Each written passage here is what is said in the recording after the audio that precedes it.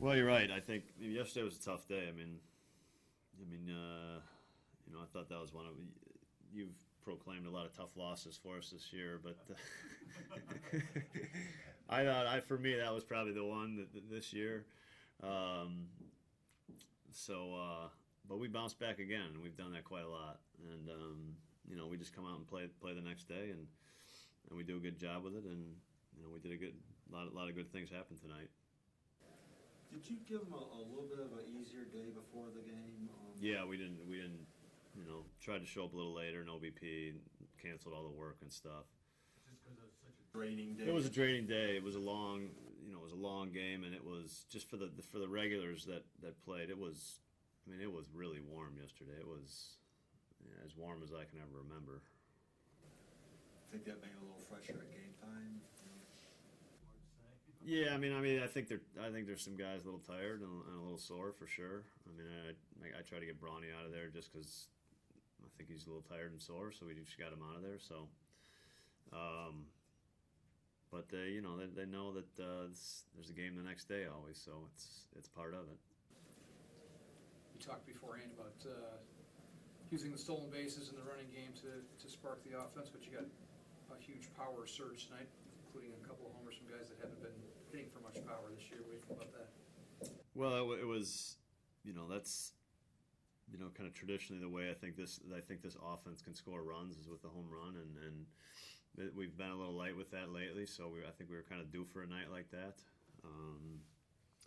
But Maldy's home run was that's the play of the game for sure, and that's the spot where it kind of gave us some breathing room and it was a little bit of a backbreaker for them. So the three-run homers are game changers, and Maldy's really done a good job. His first 40 at bats he struggled, but since then he's got, I think he's only got 90 plate appearances. He hit four homers in those last probably 50 plate appearances.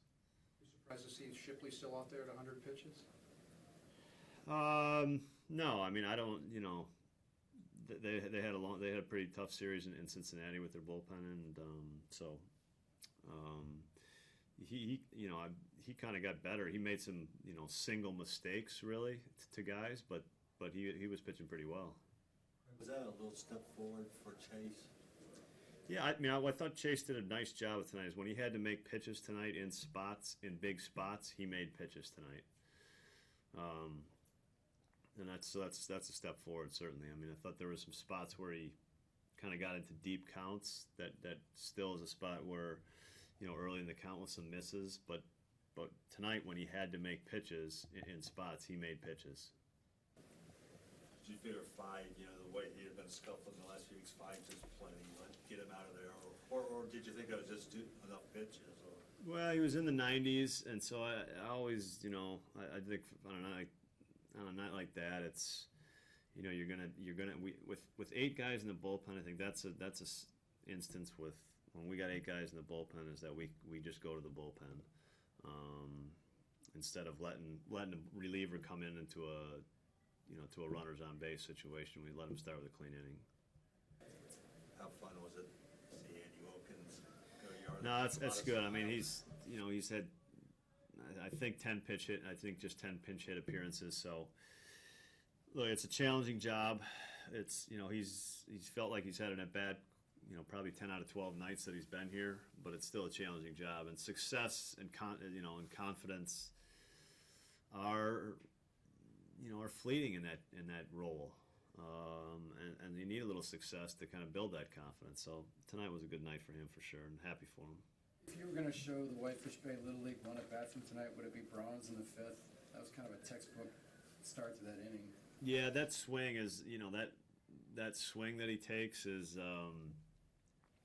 it's just a beautiful swing, and I kind of got it imprinted in my head, and I tell him every time he takes that swing, that's my favorite swing, because it's just he just touches the ball and it explodes off his bat, and it's just good hitting.